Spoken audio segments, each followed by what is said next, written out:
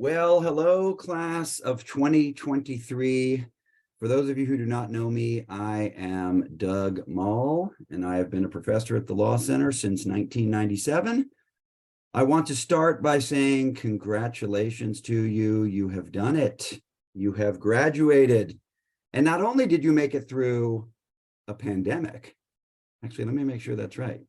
22, 23, 21, 22. Yeah, 2021, right? You started in fall of 2020. Not only did you survive a pandemic, but perhaps even more impressive than that, you survived the transition into the new building and learning how to use bathrooms without paper towels, which, depending on who you talk to, might actually be viewed as an even greater accomplishment.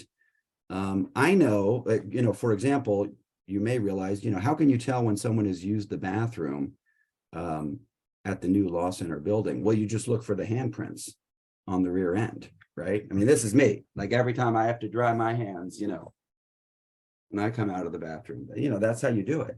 By the way, I want to impart one piece of wisdom here, which is I have my patented move for how you get to the sink without turning those dryers on, right? If you go normal hand width, right? Anyone who would think this is the normal way to do it, forget it, right? You're going to trigger those blowers.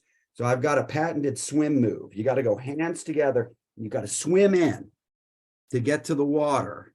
Then you go wide, okay? But doing any kind of normal reaching for the sink, that's not going to work. All right, let me just pass that on to you. So I also thought, because you're graduating, that aside from talking about bathrooms, maybe I should convey a little bit of wisdom.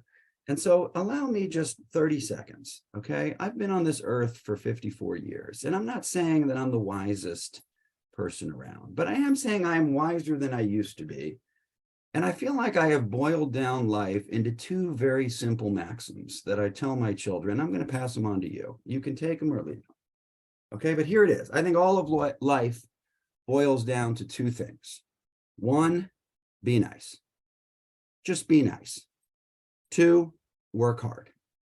Everything else is detail. We could do a more complicated algorithm about how to live your life, and we could go talk to a lot of people, but it really just boils down to that.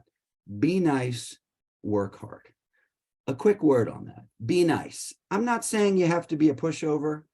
I'm not saying that you can't do some things that may be necessary that aren't necessarily nice. Maybe you'll have to terminate somebody one day from their employment, right? I mean, you're not going to be able to do everything that's nice.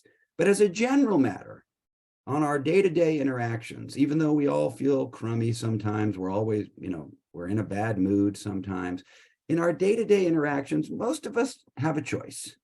And we can either act like a jerk in the interaction, or we can act nice in the interaction.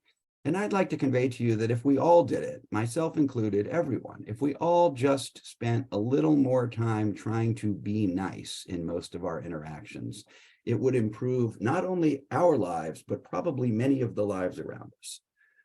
The second, work hard, right? Working hard is the great equalizer. Everybody feels insecure. You feel like someone's smarter than you or better than you. I mean, that's, I think, a fairly normal thought process for successful people, okay? But working hard is the great equalizer. Everybody respects a hard worker. And so I don't care what you wind up doing. You practice law or you go do something else. If you work hard at it, you will succeed. You will make other people happy, particularly people who's rely on your work, and you will be proud of yourself for what you're doing. Okay, that's it. It's not much more complicated than that. Be nice, work hard, and again, sort of learn how to deal with those sinks. Okay, the swim move is my best way to convey that to you.